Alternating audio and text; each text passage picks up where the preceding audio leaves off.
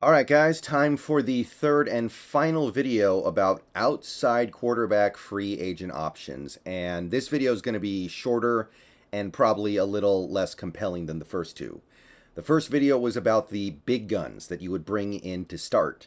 Second video was about the high-end backups slash low-end starters you bring in to either hold the fort down, give yourself some strong insurance, or maybe compete for the starting job. This video is going to be about the guys who are pure backups, but are bringing something not completely worthless to the table. They are bringing something forward that is desirable. There's obviously the whole wide world of terrible quarterbacks out there, like quarterbacks who give you nothing. Guys like Josh Johnson, guys like Brett Ripien. Those guys, you can find those anywhere. So I'm not really going to talk about those guys. I want to talk about some guys who I think are pure backups, but they are good pure backups. This would be like, let's say the Seahawks re-sign Geno to a big contract, whatever it ends up being, $35 million a year, and then and then Drew Lock, sorry, Freudian slip right there. Drew Lock goes elsewhere. Then you're like, okay, we need a backup, but we already gave Geno all this money. We can't make a big investment into a backup, but we need a backup who is better than like Brett Ripien, better than Josh Johnson, better than Nathan Peterman. We need a real backup, but a backup. These are some guys who I would consider going after. And there are probably a couple other guys that would be workable. I wouldn't hate to go get somebody like a Josh Johnson type. I would kind of understand why you would need a cheap out there if you're giving Geno all that money.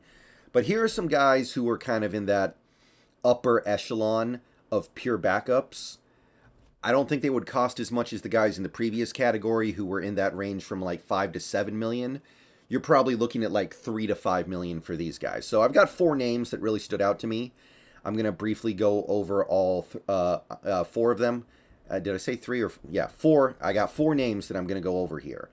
And these are guys who I don't think they're good enough to be bridge quarterbacks, really. I don't think they're good enough to even start for like a few months while you're waiting for rookie X to get right. They are guys you bring in to be the backup. But if the worst happens and Geno were to go down, you could at least say, well, we gave ourselves a chance because this backup is better than dirt. This backup is potentially capable of winning a few games. First guy is kind of the quintessential pure backup quarterback. It's Case Keenum. His whole career has kind of been about being the high-end pure backup. He had that 1 year in Minnesota when everything just came together beautifully. He played really well, got to the NFC title game. Hasn't really been able to replicate that success since. In 2018, he played most of the year for Denver and was a good deal worse, but still like competent. And since then, he's been bouncing around, spent some time in Cleveland, spent some time in Buffalo, spent some time in Washington. And he's basically a guy who, at this point, is not really going anywhere expecting to start. He's going places expecting to be the capable veteran backup that a team might need in case of emergency, especially because he is getting older. He's now going to be 35 this year. So I don't think Case Keenum's going to need big money. I think you offer him like 1 year, 3 million, 1 year, 4 million. He's okay with that. And he's a guy who, of the pure backups in the league, guys who were never going to compete for the starting job and never really had a chance to start, he'll be right near the top of that list. Now, it's not great, of course. It's not amazing for sure. I mean, there are probably a good 40 quarterbacks in the league who are better or at least have more upside than Case Keenum. But, I mean, the last time we saw him play football was in 2021 for the Browns. He actually went 2-0, played two pretty decent starts. So, not that long ago, he looked like he still belonged in the league. So, I'm definitely got an eye on Case Keenum as like that high-end pure backup. Second guy I want to talk about here is Mason Rudolph. To me, he's kind of in that same area. He's got experience in this league. He played in 8 starts in 2019, played kind of okay, nothing great, nothing over the top. And since then, he hasn't played that much. But I feel like that 2019 season where he looked like he at least belonged in the NFL. is going to give him a little bit more credibility than like veteran minimum.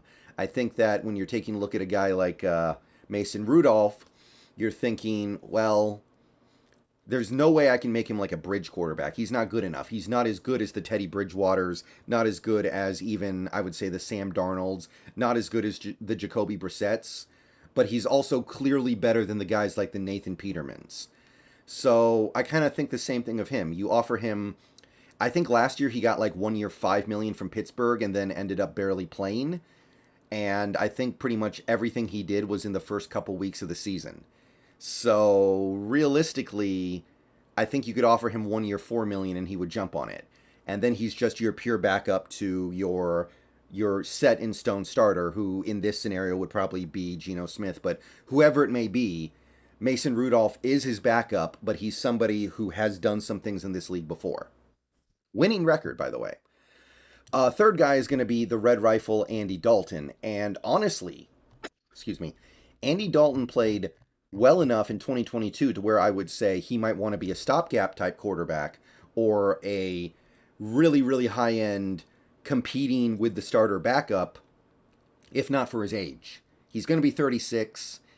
I don't think a 36-year-old Andy Dalton is going to be getting offers to even have a chance to start, really. Like, I think Andy Dalton's probably going to be what he was in Dallas, Chicago, and New Orleans.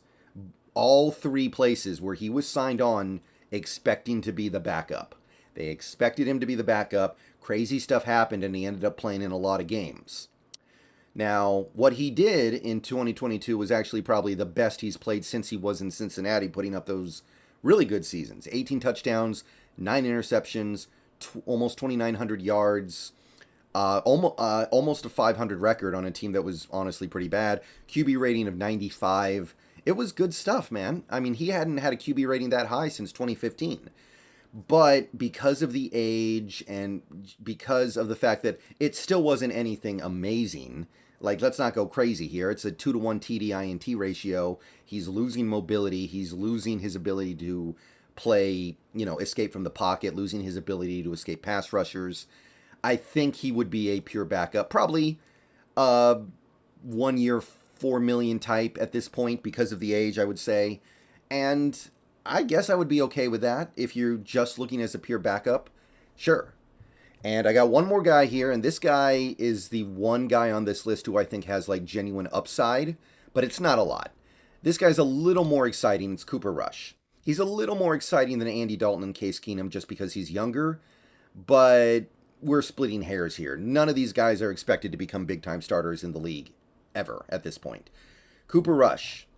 I didn't think much anything of Cooper Rush, honestly, through the first several years of his career. He just looked like a complete noodle arm to me.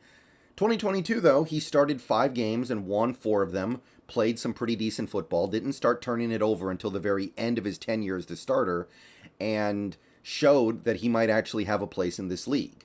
And he's going to be a free agent this offseason, so Cooper Rush is a guy who would probably jump on the opportunity to be like a 1 year, $3.5 million quarterback who is a set-in-stone second stringer behind a guy like a Geno Smith.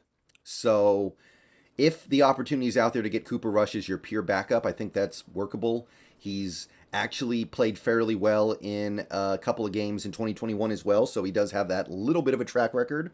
So I am open to it. The one other guy that some people might bring up here would be Tyler Huntley, but he's restricted, so I think that's off the table, so I'm not really going to talk about him. But that's it. Those are the pure backup guys who I like a little bit more than the other guys. Let me know what you guys think. See you guys later. Go Hawks. And yeah, that's it for my look on outside quarterbacks.